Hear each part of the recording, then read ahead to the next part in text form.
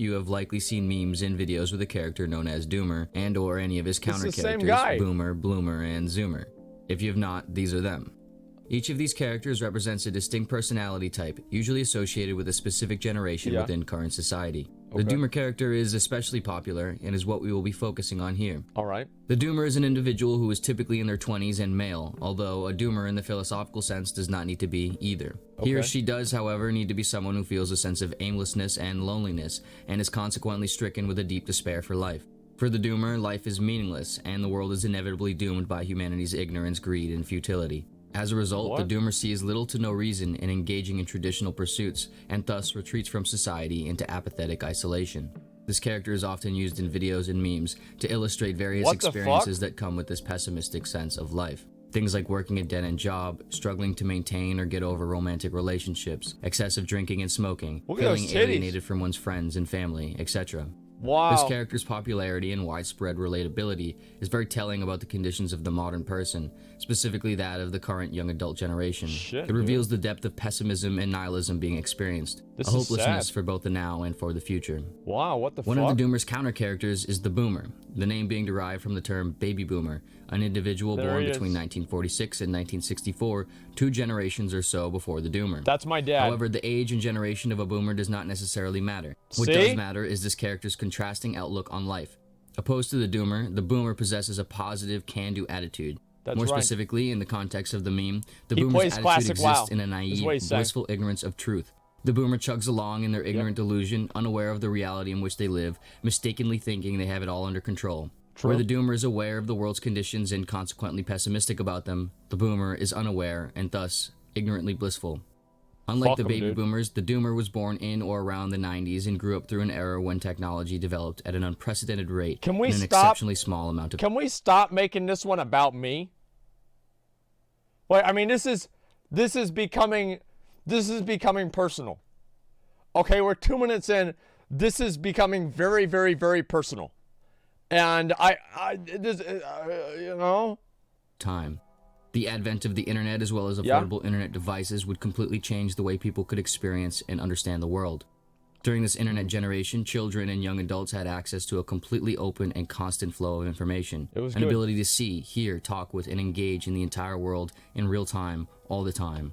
The world would shrink down to fit in the palm of one's hand, allowing one to easily see just how absurd, chaotic, and meaningless it truly is. As a result, a huge portion of an entire generation would realize early on that things weren't all good, that the can-do, positive attitude of the Boomer was outdated and ignorant of what was really going on. That's right. With lingering counterculture narratives from the 60s and 70s, a decreasing popularity in Christianity following the Second World War, and an increasing access to information, this generation would be left with no traditional meaning or hope to fall back on. A generation where many find a piece of themselves in the Doomer. Shit, dude. So now what? Are we doomed to exist in a world where the options are either blissful ignorance or informed melancholy? Oh no. In order to better understand and deal with growing pessimistic and nihilistic tendencies, it is helpful to refer to the work of 19th century philosophers Arthur Schopenhauer and Friedrich Nietzsche. Okay. Arthur Schopenhauer is often regarded as the philosopher. There's one thing I want to say is that if you are feeling this way, just start playing Classic WoW. Just start playing Classic WoW. You will not give a fuck about anything else. You will stop caring about the world. You will stop caring about your life's, drawbacks and limitations and setbacks and failures, and you will focus purely on playing a video game. Like that is the secret, okay? Is you have to find a video game that's worth wasting your life over, and that way you don't feel like you're wasting your life. Problem solved. For pessimism, arguably the original Doomer. Like the Doomer's outlook, for Schopenhauer, life is in fact riddled with unavoidable pain, meaninglessness, and absurdity. For Schopenhauer, we are prisoners to our unconscious instinct to survive, reproduce, and sustain existence. And, in the traditional sense, everything we do in life is merely a product of this irrational force, void of any purpose other than to continue to sustain itself.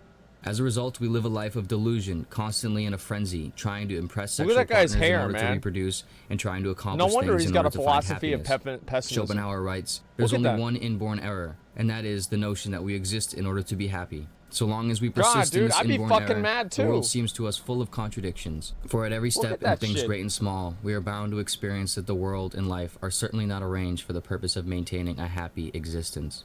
In Schopenhauer's mind, we want so badly to believe that we exist to be happy and to have specific purpose, but with an honest examination, we realize we do not.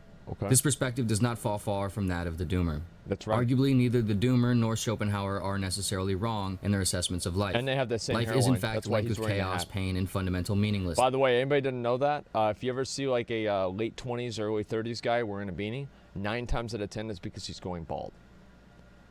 Like that 9 times out of 10 is because he's going bald or he is bald. Like I guarantee you, okay? Like every fucking time, man.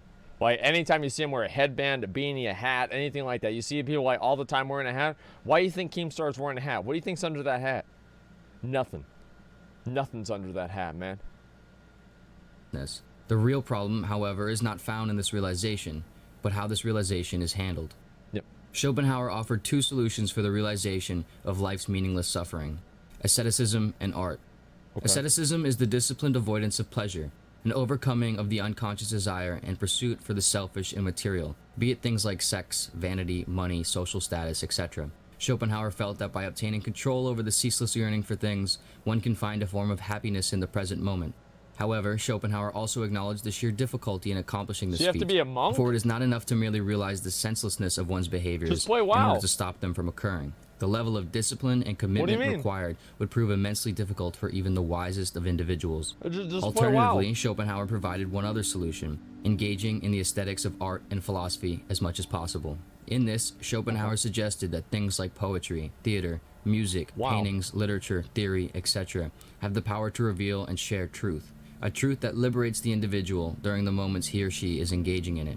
Wait, By so expressing our pains and sufferings or engaging in the He's expressions saying of it. others, we feel less imprisoned and less disillusioned in ourself. With this, one does not need to find anything worthwhile or ultimately meaningful in the materialistic or traditional world beyond the mere expression of one's disinterest and pain within it. In expressing pain and absurdity through arts and philosophy, the Shit, pain and dude. absurdity is transmuted into wonder and purpose for oneself as well as others. yeah, true. Interestingly enough, the Doomer Big meme true. itself embodies this idea. The creation, sharing, and engaging of Doomer content is an example of a Doomer expressing their sense of doom and translating it into something enjoyable and meaningful. In an attempt to take this idea further, we will look to the philosophy of Friedrich Nietzsche, a philosopher renowned for his nihilistic take on So that guy actually literally was basically like, just focus on shit that doesn't like, you know, it's not like sex or anything, and then focus on art. Like you could basically translate that over to just play classic WoW. Like you don't even really need to take a big leap. You could just say, yeah, that's basically like, yeah, just play classic WoW. Okay, and he said that in the 30s, man. It's been a while. life. Nihilism is the belief in nothing, the principle that nothing has any fundamental meaning at the end of itself, and that life is and will always involve a suffering through this meaninglessness. During his life in the 19th century, Nietzsche found that traditional religion ceased to help the modern person in dealing with the pains of life, and that nihilism was the only rational and practical approach that remained. Okay. However, for Nietzsche, the meaninglessness found in nihilism did not suggest that we should give up and retreat into a dull, apathetic life. Rather, the realization that life is meaningless permits the individual to look inside him or herself and create their own meaning and self-identity. The world See is full that? of That's his systems and avatar pressures right to there. conform to the That's his collective. character. Religions, traditions, and See? mass movements that attempt to lead us in certain arbitrary See? directions. The individual, Nietzsche writes, has always had to struggle to keep from being overwhelmed by the tribe. If you try it, you will be lonely often and sometimes frightened. But no price is too high to pay for the privilege of owning yourself. The pressure of accepting mass methodologies and principles in life is, has, and will always be immense. See, that's right. That's why, you know, whenever you have like your parents and your loved ones and your friends and everything asking you to go outside, you know, like, oh, come play video games, or, you know, come do this other thing with us, come do this, and you want to play WoW, you just want to sit at home and play WoW. And, you know, it's hard to do, but you have to do it, you know, and that's, yeah, like, I mean, am I wrong, dude? Like, who here didn't do that? You know what I mean? Anti-memer is so important. Yeah, I mean, really, think about that. I always turn down fun shit like that. Well, because it's not fun to you. You don't like that. Why do you got to fucking convince yourself that you like doing shit that other people like just because you fucking feel like you want to fit in?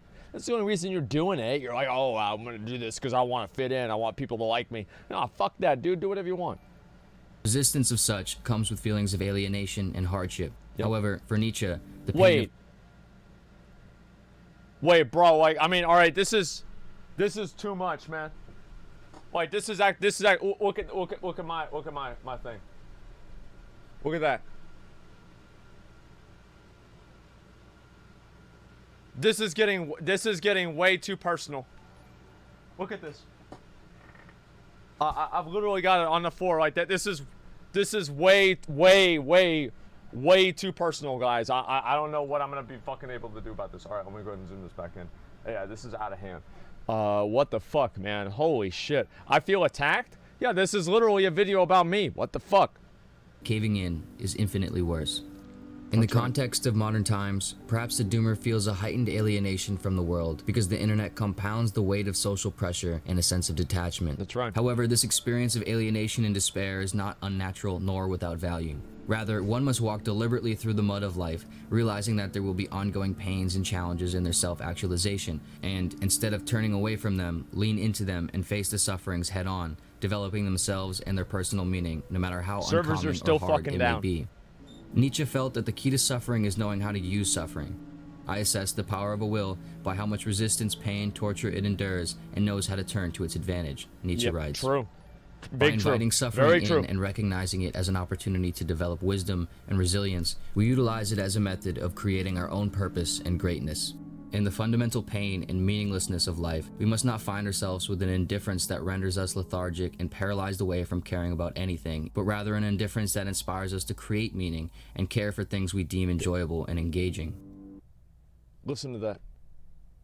Listen to that one more time, and I want you guys to think about what I'm thinking about. In the fundamental pain and meaninglessness of life, we must not find ourselves with an indifference that renders us lethargic and paralyzed away from caring about anything, but rather an indifference that inspires us to create meaning and care for things we deem enjoyable and engaging. There it is, dude. There it is, dude.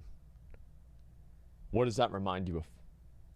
For both Nietzsche and Schopenhauer, the greatest reason for life is found in the self-realization and self-expression of one's unique truth, the utilization of the suffering and chaos in life and turning it into wonder, wisdom, and greatness. With this in mind, if we square away our life as best we can, accepting the inevitable chaos and suffering, if we obtain the money we can, want, and need to sustain our life, attempting to keep a close eye on our unconscious, irrational desires, and if we live with an interest to create personal meaning and engage in expressive activities, then we can build a life worth living, even in the face of apparent chaos, doom, or futility. This attitude can be found in the hopeful doomer character, Bloomer, a character who, in the meme, possesses the awareness of the sad and painful realities of life, but still sees that there can be purpose to it all. You know why he's in such a good mood? Because look at his fucking hairline. It's not messed up. Like, I would be so happy. Look at that. Look at that hairline. Like, of course he's in a good fucking mood. Like, look at that. I mean, you see the other guy's wearing a beanie, dude. He's high as fuck. Yeah, that's true. Like, think about that, man. Think about that shit. Sees that there is an opportunity for meaning and wonder to be created and experienced, and that however messy the world may be, it is still worth playing in and trying to make the most of.